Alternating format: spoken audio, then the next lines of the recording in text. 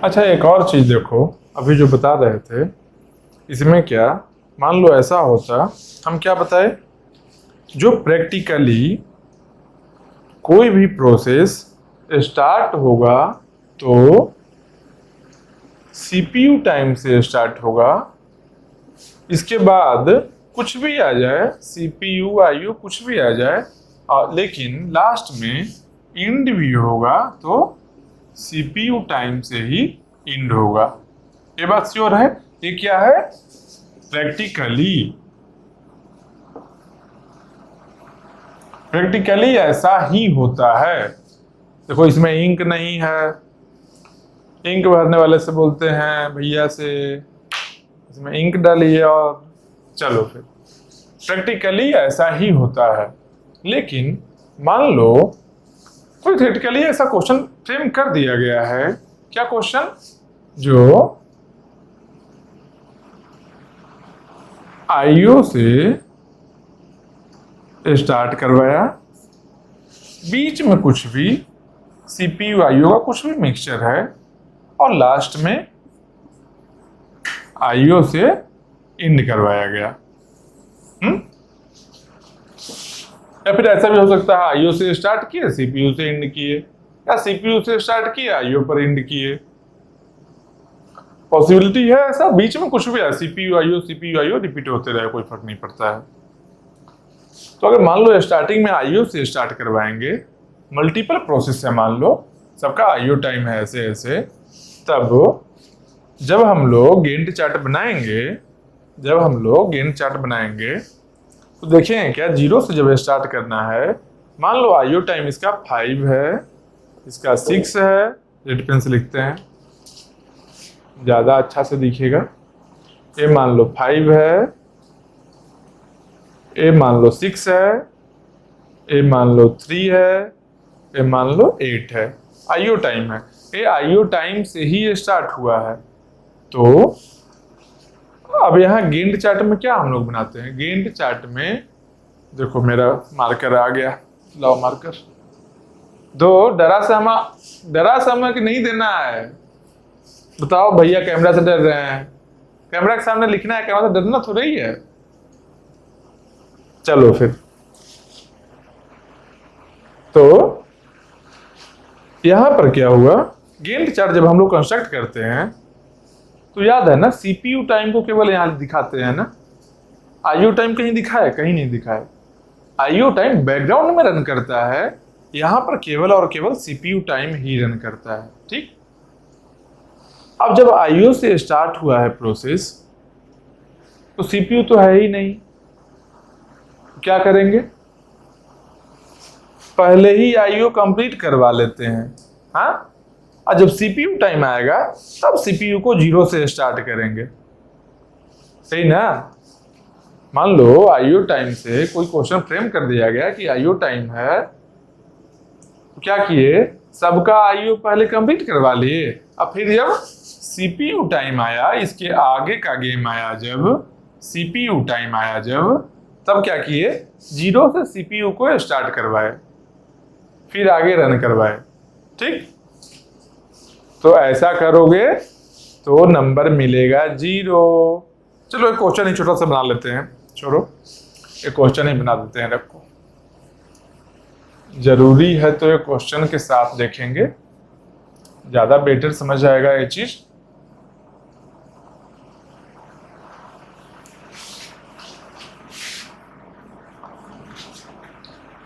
एक छोटा सा ही क्वेश्चन बनाएंगे ताकि गेंट चार्ट कंस्ट्रक्ट कैसे करना है ऐसा केस में, वो देखने के लिए।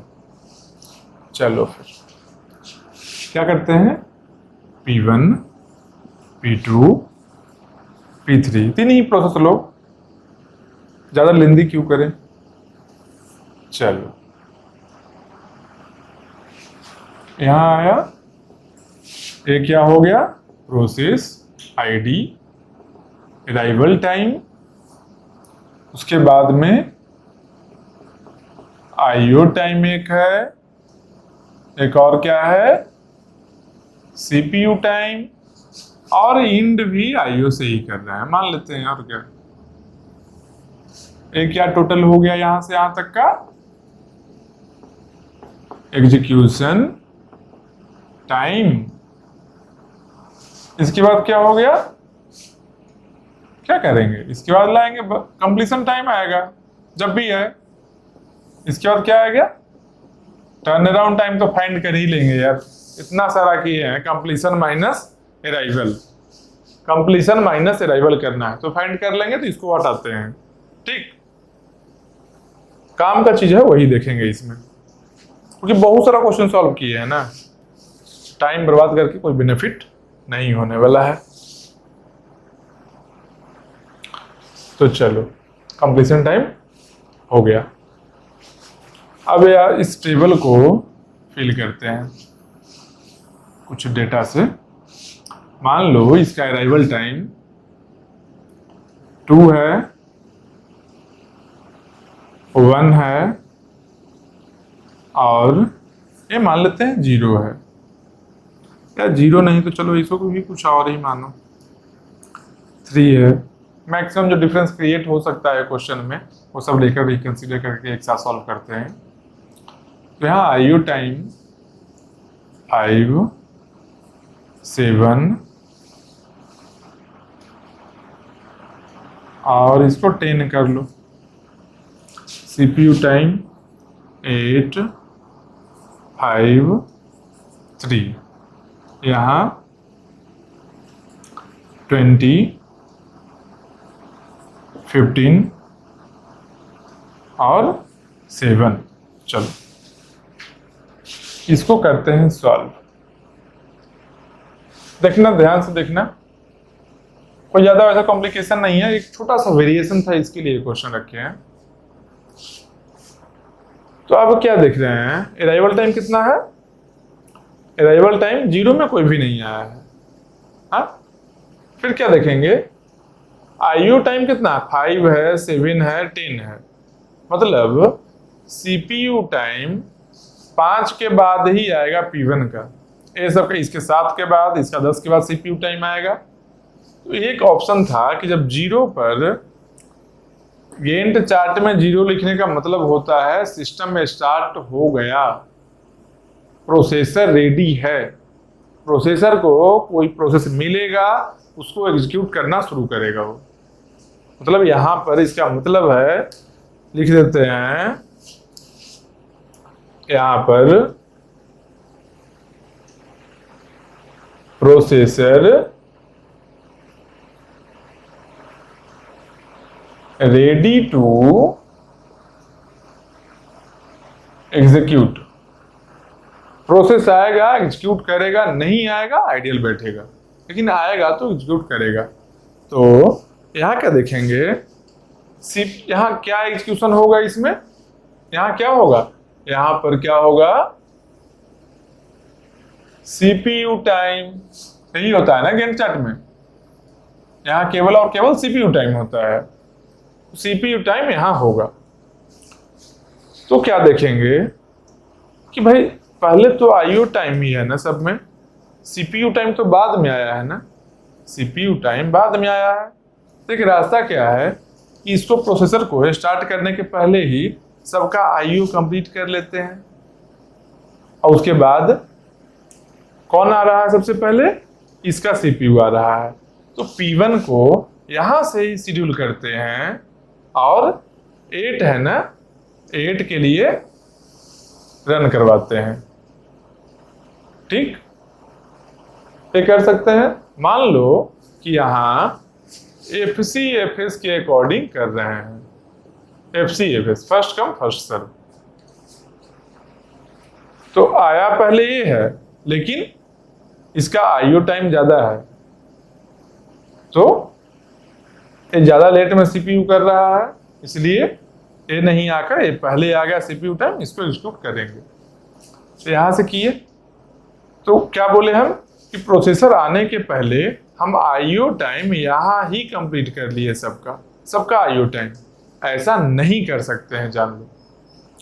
ये जो प्रोसेसर स्टार्ट के पहले आईओ टाइम करने का सोच है, ये सोच गलत है, नहीं हो सकता। क्यों? क्योंकि प्रोसेसर अवेलेबल है, इसका मतलब है कि सिस्टम ऑन हुआ, सिस्टम ऑन किए बिना तुम कैसे कर सकते हो आईओ? आईओ में कहां से आया था? आईओ में कहां से आया था कोई चीज? हालांकि आईओ तो स्टार्ट से होना भी नहीं चाहिए, लेकिन आईओ में आने के लिए पहले रेडी में तो आना ही पड़ेगा ना। रेडी स्टेट है, इसमें तो आना पड़ेगा। मतलब कि मेन मेमोरी में ये सब है ना, प्रोसेस क्रिएशन होगा तभी ना अपना आईओ या सीपीयू कुछ भी करे। प्रोसेस को क्रिएट कराओगे या नहीं करवाओगे? इसके पहले तुम जा रहे हो, मतलब तुम प्रोसेस को क्रिएट ही नहीं करवा रहे हो। अभी प्रोसेस क्रिएट नहीं हुआ है, उसके पहले तुम आईओ टाइम कर ले रहे हो, तो गलत है ना ये। क्यों गलत है समझ गए? कि प्रोसेस क्रिएट तो होना ही है। एक बार क्रिएट हो गया मतलब सीपीयू स्टार्ट हो चुका। क्रिएट हुआ मतलब अराइवल टाइम आ गया, तो क्या हुआ? सीपीयू स्टार्ट हुआ। ठीक, उसके बाद ही तो देखेंगे हम। तो इसके पहले नहीं करना है, तो कैसे करना है? ऐसा केस में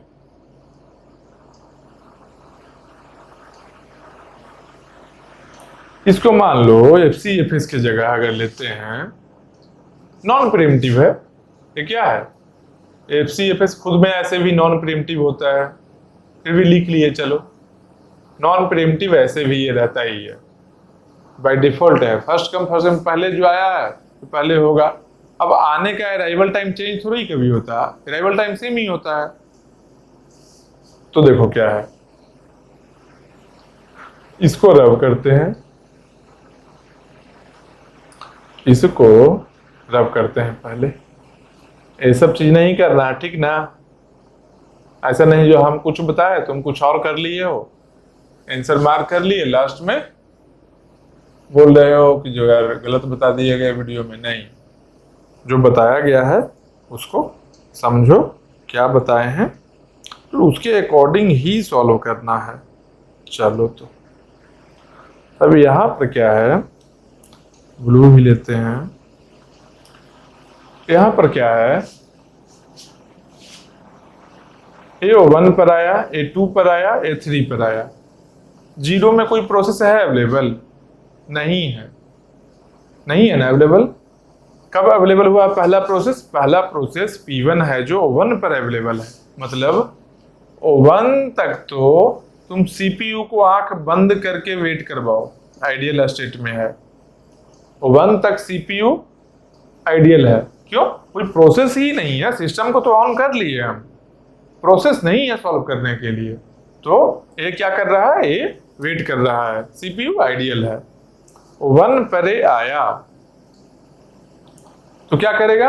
अपना आईओ टाइम करेगा। कैसे करेगा आईओ टाइम? तो आईओ टाइम के लिए, आईओ टाइम एक से ज्यादा कर सकता है क्या पैरेलल में? आईओ टाइम एक से ज्यादा प्रोसेस अपना आईओ टाइम कंप्लीट कर सकता है कि नहीं कर सकता है? तो अभी बताए थे कि आईओ टाइम पैरेलल में एग्जीक्यूट कर सकता है, आईओ का ओवरलैपिंग हो सकता है। यहां ऑलरेडी हम लिख भी देते हैं, IO can be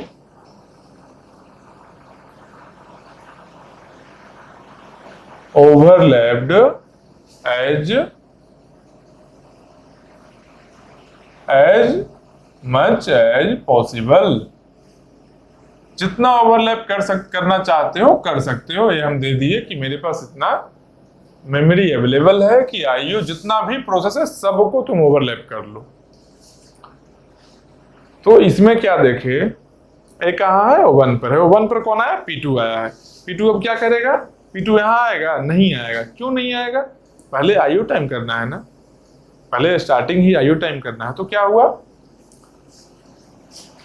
O1 IO time में किया, O1 किया तो कितना बना? ए बन गया 6। तो यहां से O1 तक में फिर से CPU को आइडियल किए हैं। रेड से जो आइडियल है ये आईओ टाइम के चलते आइडियल है, जान लो। ब्लू से प्रोसेस आया ही नहीं था। ब्लू का जो शेडेड रीजन है, शेडेड पार्ट है, उसका मतलब प्रोसेस ही नहीं अवेलेबल था। यहां पर क्या है? प्रोसेस अवेलेबल है लेकिन वो अपना आईओ टाइम कर रहा है। प्रैक्टिकली ऐसा नहीं पॉसिबल है, लेकिन मान लो थ्योरेटिकल क्वेश्चन आ गया ऐसा, तब कैसे करेंगे उस केस के लिए हम बता रहे हैं। जो रेड से जो शेडेड पोर्शन है, रेड से जो पोर्शन को शेड किए हैं, इसका मतलब है कि आईओ टाइम कंप्लीट कर रहा है उस ड्यूरेशन में प्रोसेस, इसलिए यहाँ कोई प्रोसेस अवेलेबल नहीं है एग्जीक्यूट करने के लिए। तो ये 6 हो गया, ए कितना बन गया, ए 2 बन गया। अब 1 से 2 हुआ, 1 के लिए करवाए, ये 7 से 6 बना। अब 2 पर एक और प्रोसेस देखो, P1 भी आया है, P1 आया ना, 2 पर आ गया ना, तो ये भी आईओ करेगा ना, दोनों पैरेलल करेगा, क्या दिक्कत है। तो एक फिर से करवाए वेट, 1 यूनिट टाइम सीपीयू को फिर से वैसे ही वेट में रखे हैं, प्रोसेसर को आइडियल रखे हैं, 1 यूनिट टाइम, 2 से 3 हो गया अब टाइम। तो ये 6 से कितना हुआ, 5 हो गया, ये 5 से 4 हो गया। अब जब 3 हुआ तो देखो एक और प्रोसेस P3 भी आ गया है, उसका भी आईओ टाइम है स्टार्टिंग में, तो क्या करेगा, वो अपना आईओ टाइम करेगा। ठीक, तब 3 से कब तक आईओ टाइम करेगा, अब तो तीनों प्रोसेस आ चुका है, P1 P2 P3, जब 3 टाइम यूनिट हुआ था तब सब प्रोसेस आ चुका है, सबको पैरेलली में आईओ करवाएंगे, क्या दिक्कत है। तो पैरेलल में आईओ कब तक करेगा, इसका 4 है, इसका 5 है, इसका 10 है। सबसे मिनिमम किसका है, P1 का है, मतलब सबसे पहले सीपीयू के पास में कौन जाएगा, P1 ही जाएगा, P1 ही जाएगा ना। तो इसका 4 कंप्लीट करते हैं, ए हो गया 0, इसका 4 किए तो ये बच गया 1, देखो इसी का 1 हम लिखे हैं, जगह यहाँ नहीं था तो यहाँ लिखे हैं, 5 से 4 कंप्लीट करके 1 यहाँ लिखे। ये 10 से 4 कंप्लीट करके कितना आया, 6, तो फिर से 4 यूनिट टाइम फिर से आइडियल रखेंगे सीपीयू को, तो 4 यूनिट टाइम में कितना हो गया, 4 3 7। अब 7 पहुंच चुका है, 7 ही आया ना, हाँ देखो 7 कैसे आया,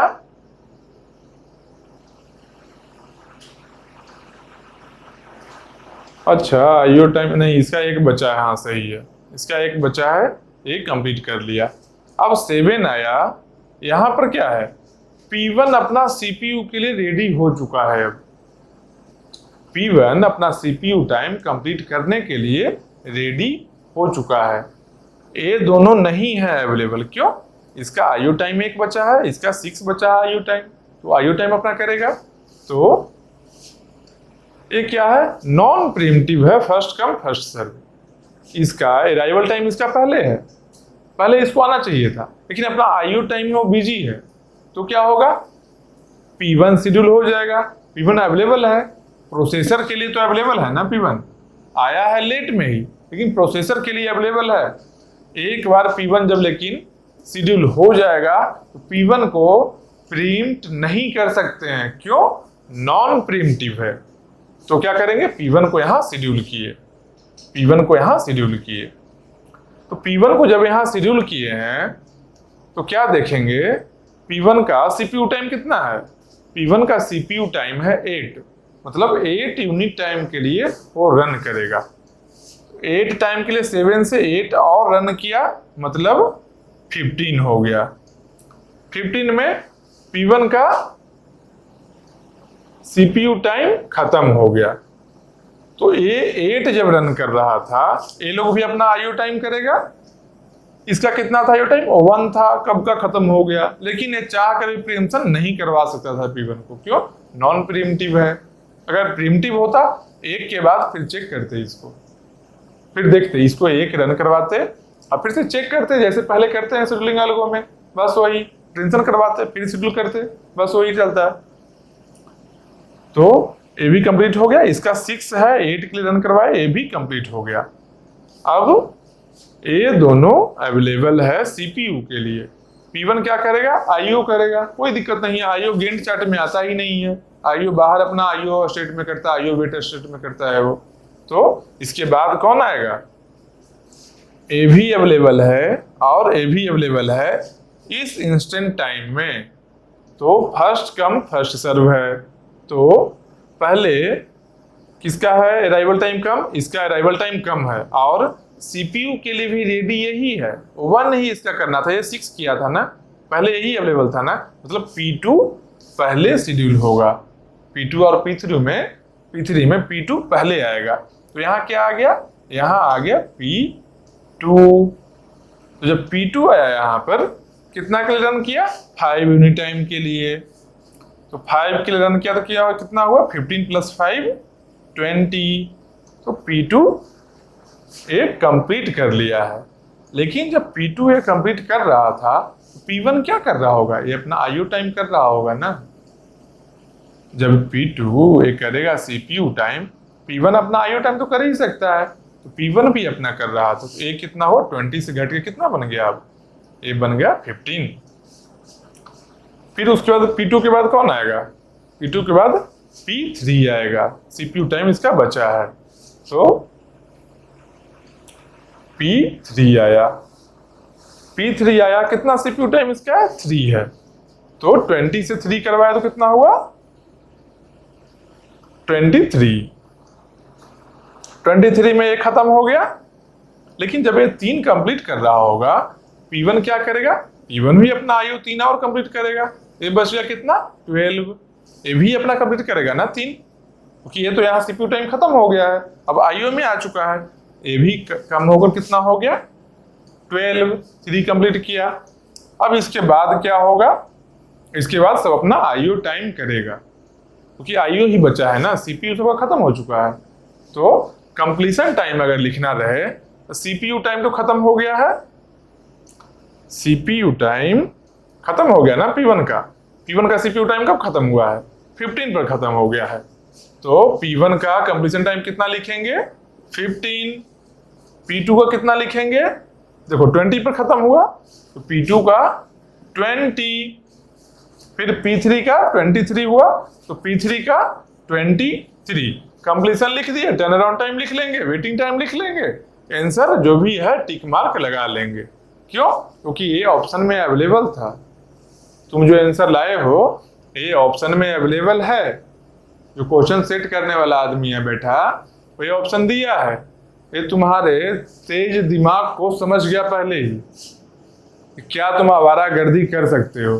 तुम क्या जान रहा था, तुम इसका CPU टाइम कंप्लीट करवाओगे, इसका कंप्लीशन टाइम लिखकर पूरा कैलकुलेशन ले आओगे। यहाँ ऑप्शन दे दिया था, तुम टिक लगाकर चले आए हो। एक और तुम्हारा दोस्त है, तुम उससे पूछे हो इसका आंसर कितना आया, तुम यही आंसर बताया कि यही आया था, ऑप्शन में था। तुम लग रहे नहीं मेरा तो कुछ और आया था, तुम लोग कह रहे नहीं हम किए वही आंसर था। बोला वो बोला कि हाँ ऑप्शन में था, लेकिन आंसर कुछ और आ रहा है, कुछ और भी एक ऑप्शन था और उसका एक्चुअल आंसर भी वही है।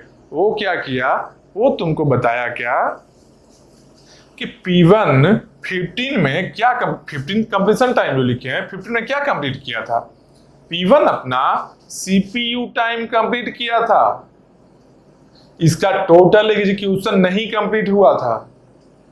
उसके बाद इसका आईओ टाइम कौन करवाएगा, प्रोसेस एंड कहाँ हुआ है। कंप्लीशन मतलब क्या होता है, कंप्लीशन का मतलब क्या होता था, जो रनिंग स्टेट से कंप्लीशन में जाना, जो टर्मिनेशन स्टेट था वहां जाना। जब एक बार टर्मिनेशन स्टेट में चला गया, एक बार रनिंग से टर्मिनेशन में चला गया, यही होता है ना कंप्लीशन टाइम।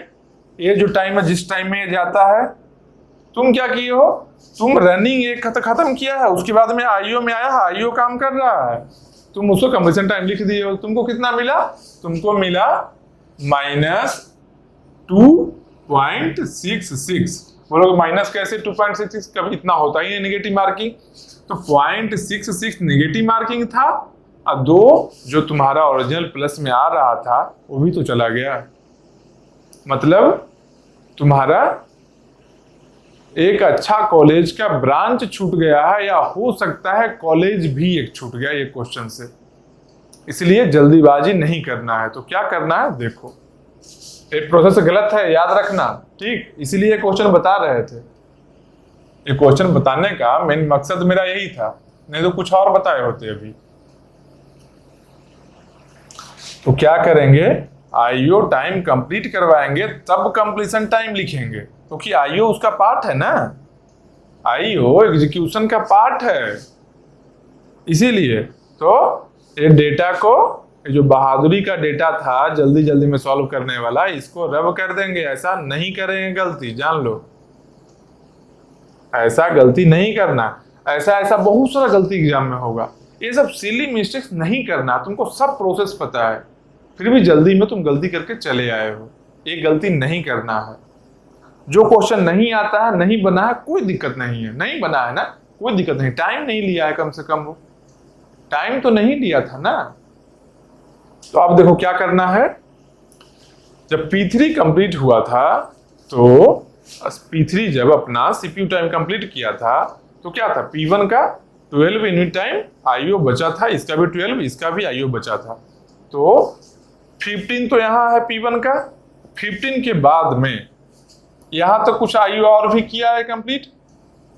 23 जब टाइम हुआ था, ए टाइम में P1 के लिए कितना कंप्लीशन टाइम लगेगा, 23 में इसका 12 बचा था अभी, मतलब कि इसका कंप्लीशन टाइम कितना होना चाहिए, 23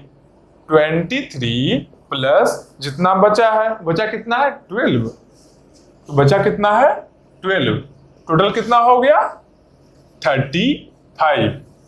इसका कंप्लीशन टाइम हुआ 35। समझ गए ना। एक और बताएंगे फिर अच्छे से समझोगे।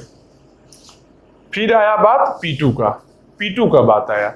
P2 अभी कितना बचा है 12। 23 पर इसका कितना बचा था 12 बचा है, मतलब 23 के बाद में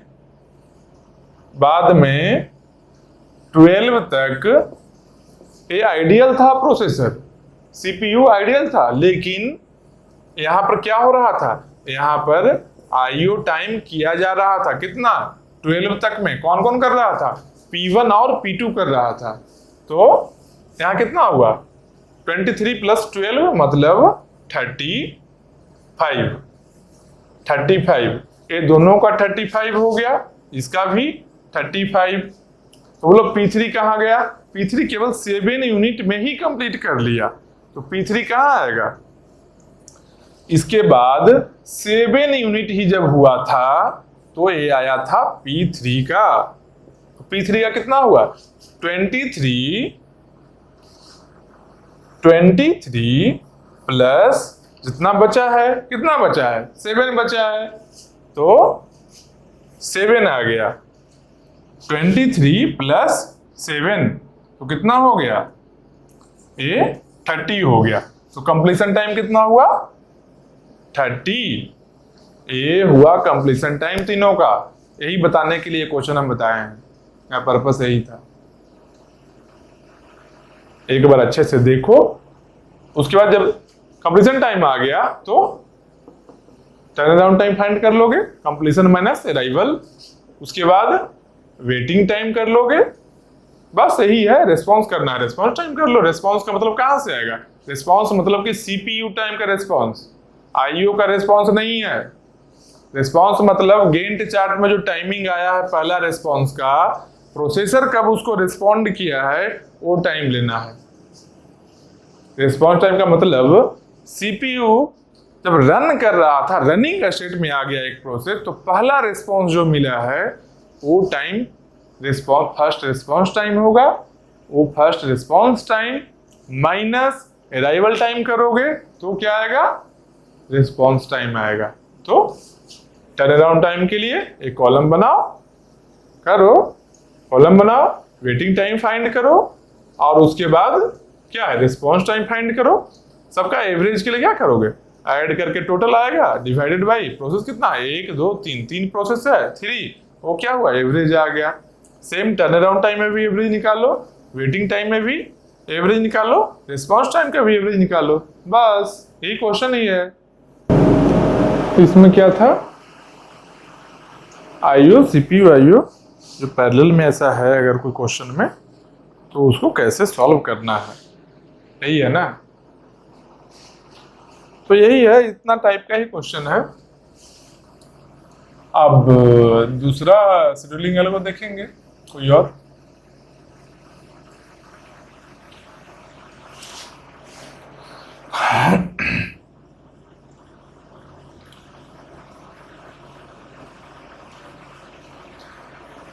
बस देखो, जो भी चीज बताते हैं ना उसमें बहुत सारा चीज ऐसा होगा जो पहले से पता होगा। नहीं, कभी कभी कुछ कुछ ऐसा चीज आएगा जो नहीं पता है, उसको समझ लेना बस, और कुछ नहीं है। किसी को हो सकता है उसमें 2 नया चीज मिल जाए, किसी को 4 नया चीज मिल जाए, लेकिन जो भी नया आए उसको स्किप मत करना। क्यों? क्योंकि टाइम दे रहे हो ना पढ़ने में, वीडियो देख रहे हो ना, तो जब टाइम दे रहे हो तो सीख जाना है। पर्पस यही है ना, कुछ भी करो। कोई क्रिकेट खेलता होगा, कोई वॉलीबॉल खेलेगा, कोई फुटबॉल खेलेगा, कोई जिम जाने का होगा, बहुत सारा म्यूजिशियन होगा म्यूजिक के लिए, कुछ और करता होगा। किसी को हो सकता है गेट नहीं करना हो, यूनिवर्सिटी एग्जाम के लिए देख रहा हो, कुछ भी करना है। अगर देख रहे हो वीडियो तो उस चीज को अच्छे से समझ जाओ, क्योंकि एक बार अच्छे से थ्योरी को समझ जाओगे ना तो सब्जेक्ट का एक अंडरस्टैंडिंग डेवलप हो जाएगा कि आखिर ये सब्जेक्ट का फ्लो क्या है, कैसे कैसे काम कर रहा है। बहुत छोटा छोटा चीज ही रहता है जो कि कनेक्ट करता है एक टॉपिक को दूसरे टॉपिक से। क्यों? क्योंकि जो मेजर चीज है वो टॉपिक के अंदर ही आ जाता है, जो कनेक्ट करने का होता है वो बहुत छोटा चीज ही रहता है। जब वो ऐसा ऐसा बहुत सारा चीज को जान जाओगे ना, पूरा सब्जेक्ट ही इंटरकनेक्टेड दिखेगा। भूलोगे नहीं, जल्दी भूलोगे नहीं, वही एग्जाम में काम आएगा। जो चीज पढ़ाई करके भूल जाओगे वो एग्जाम में नहीं काम आता है। तुम्हें फील आएगा क्वेश्चन देखकर कि अरे यार ऐसा पढ़े थे। नहीं, कोई फर्क पड़ता है क्या? कोई तुमसे एक्सप्लेनेशन कौन, दोस्त को ही बता सकते हो। पढ़े थे, नहीं याद रहा, नहीं बन पाया, दोस्त थोड़ा सिंपैथी दे देगा। उसमें कोई बदमाश दोस्त मिल गया, बोले यार तुम पढ़ा ही नहीं था, झूठ बोलता था केवल, तुम पर ट्रस्ट ही नहीं करेगा आदमी। ये ह्यूमन नेचर है। दोस्त तो छोड़ो, घर वाले पेरेंट्स बोलेंगे, तुम कितना भी बताओगे नहीं पढ़े थे, ये चीज नहीं बना पाए, पढ़ा हुआ था मेरा, भूल गए, फिर भी नहीं बिलीव करेंगे। उनको क्या लगेगा कि पढ़ा नहीं, पैसा बर्बाद किया। क्यों? कि बहुत मेहनत से वो पैसा अर्न करते हैं और तुमको पैसा देते हैं। नहीं तो कभी देखना है ऐसा, जितना कॉस्टली तुम अपना कपड़ा खरीदते हो, कुछ भी चीज खरीदते हो अपने लिए, मोबाइल रखते हो जितना कॉस्टली, या कोई भी चीज ऐसा हो, जनरली जो मिडिल क्लास पेरेंट्स हैं वो नहीं रखते हैं उतना कॉस्टली। तुमको वो फैसिलिटी अवेलेबल करवाते हैं, खुद सफर करके, वो स्ट्रगल करके भी चाहते हैं कि तुम अच्छे से रहो, अच्छा जगह एजुकेशन मिले तुमको। और एजुकेशन आज के डेट में बहुत ही कॉस्टली है, बहुत ज़्यादा कॉस्टली हो गया है।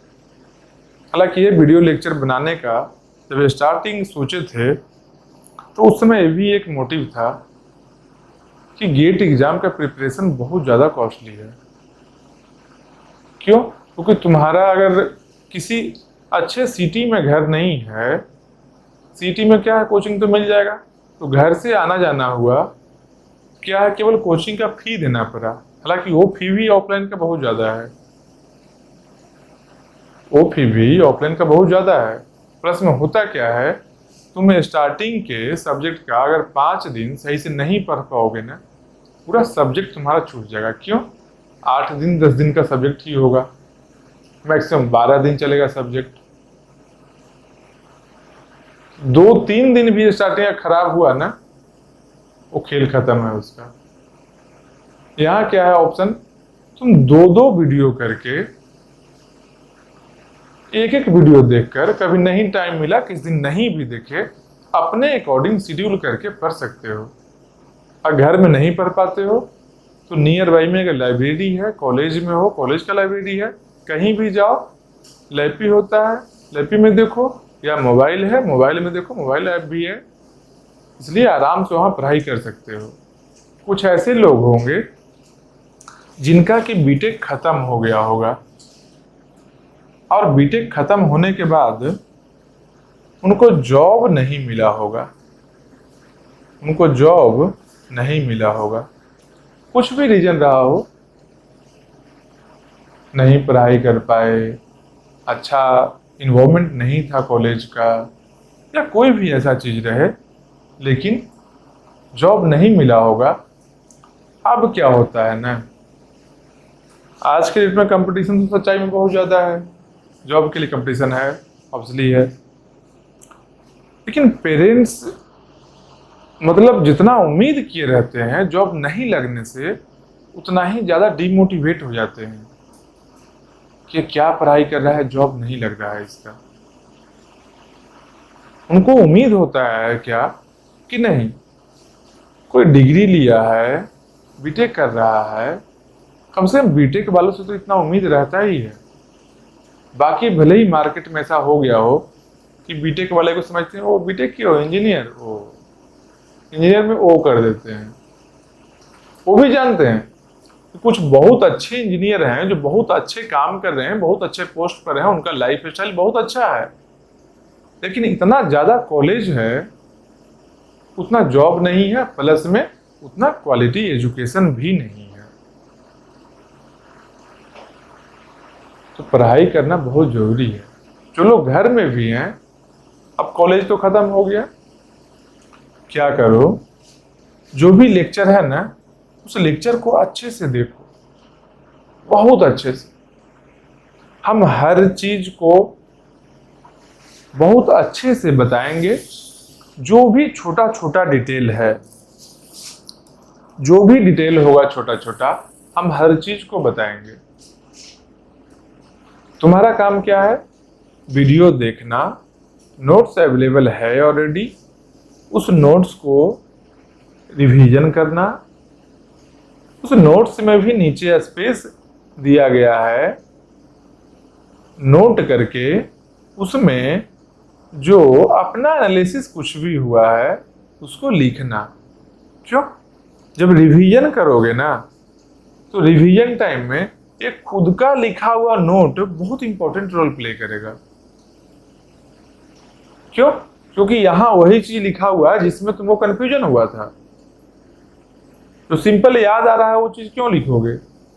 जो इंपॉर्टेंट चीज था, जो तुमको लगा कि नहीं लिख लेते हैं कहीं बाद में भूल न जाए, वही सब यहाँ लिखा हुआ है नोट में। तो इसीलिए बता रहे हैं अच्छे से रिवीजन करना, नोट्स को प्रॉपरली रिवाइज करना।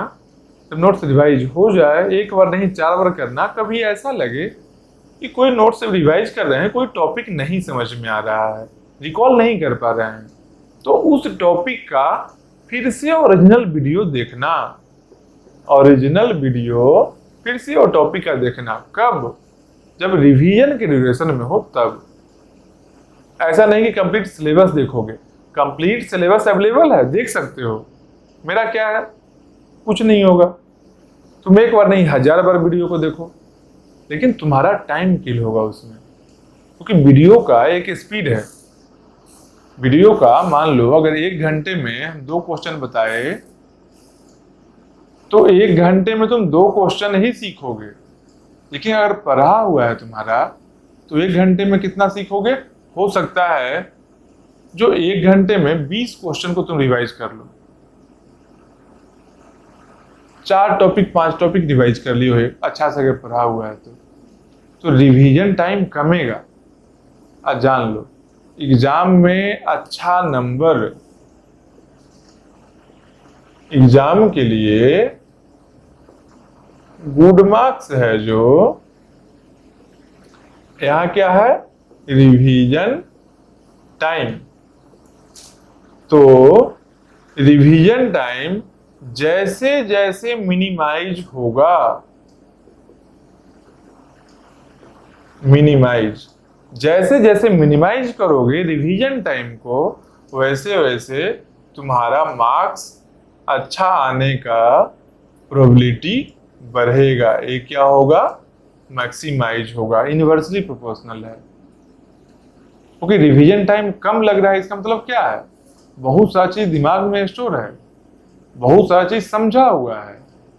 इसलिए नोट्स को मल्टीपल टाइम्स रिवीजन करो, वीडियो को नहीं, नोट्स को।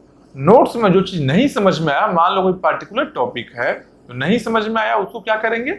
उसको स्टार मार्क कर लेंगे, और वो टॉपिक को जो जो नहीं समझ में आया है वो सब टॉपिक को फिर से रिवाइज करेंगे, मेन वीडियो में देखेंगे।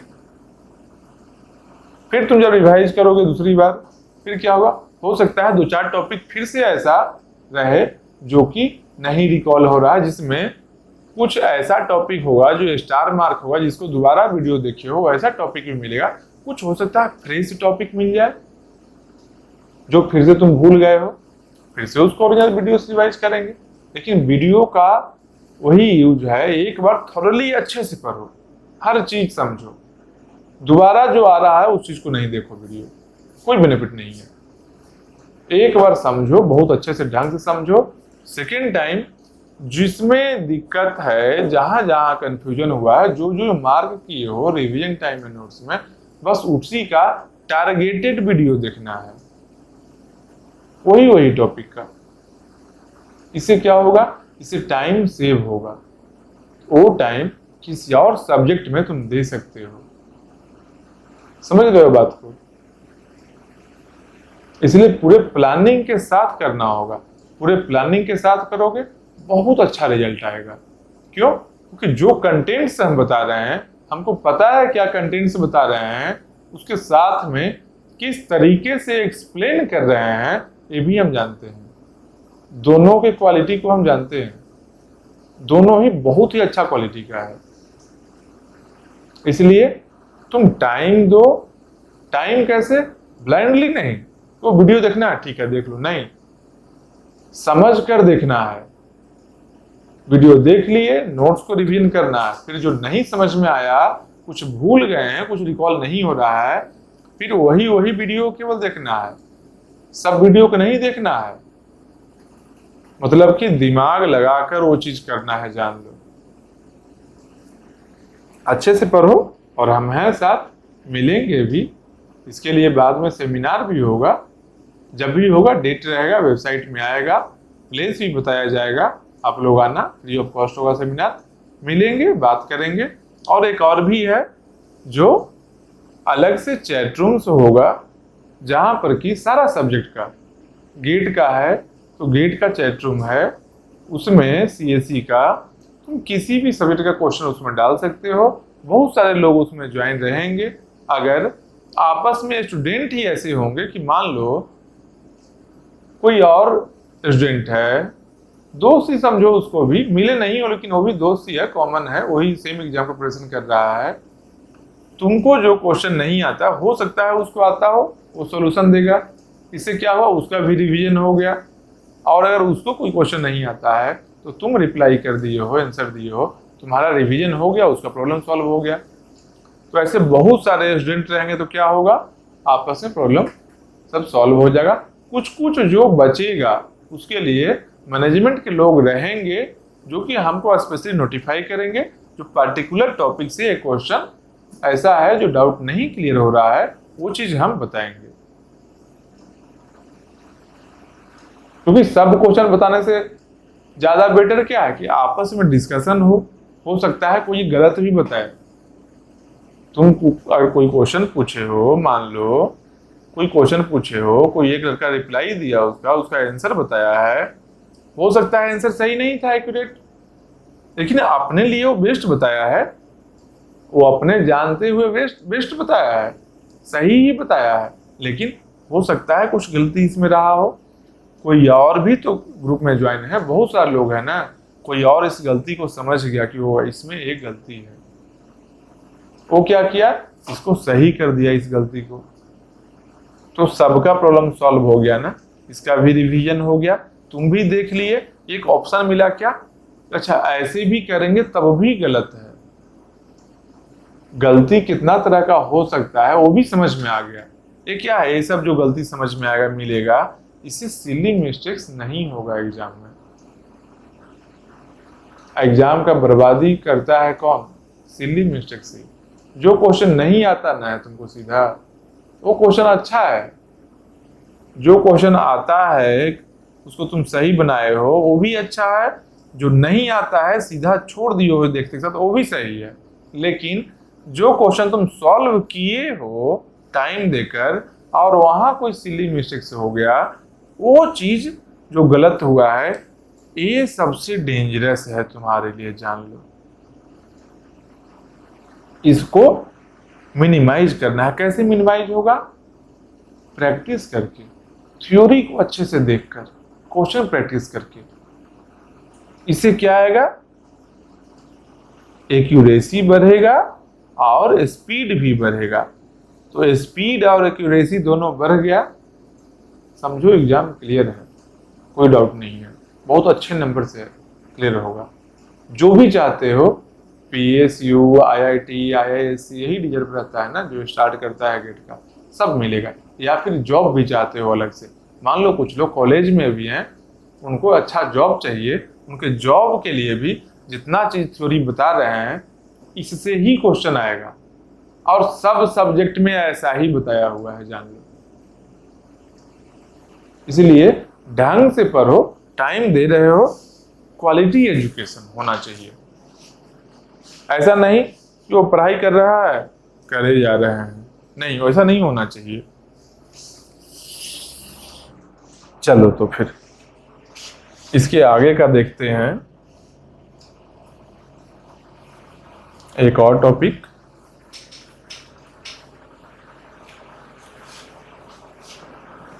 अच्छे से पढ़ो, अच्छा नंबर आएगा, तुम भी खुश रहोगे, तुम्हारे फ्रेंड्स खुश रहेंगे, तुम्हारे आसपास के जितने फ्रेंड्स हैं, जो भी सर्कल है, जो भी लोग तुम्हें जानते हैं, तुमसे थोड़ा भी कनेक्टेड हैं, उनको भी अच्छा लगेगा।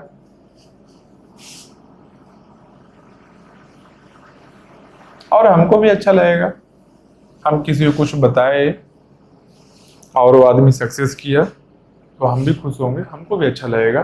हो सकता है नहीं मिल पाए कभी, या हो सकता है मिले भी कभी, दोनों ही पॉसिबिलिटी है, लेकिन अच्छा तो लगेगा। इंफॉर्मेशन तो हम मेरे पास भी कहीं ना कहीं से मिलेगा। कैसे मिलेगा? जो लेक्चर्स कितना बार देखा जा रहा है ये तो हमको ही पता चलेगा ना। तो नंबर ऑफ टाइम ज़्यादा अगर देखा जा रहा है, बहुत सारे लोग देख रहे हैं, मतलब कंटेंट्स क्वालिटी है, और कहीं ना कहीं एग्ज़ाम अच्छा गया तो वहाँ से ही 4 लोग और जाने कि नहीं यहाँ से पढ़ा तो इसका एग्ज़ाम अच्छा गया है, तो हम भी यहाँ से पढ़ते हैं।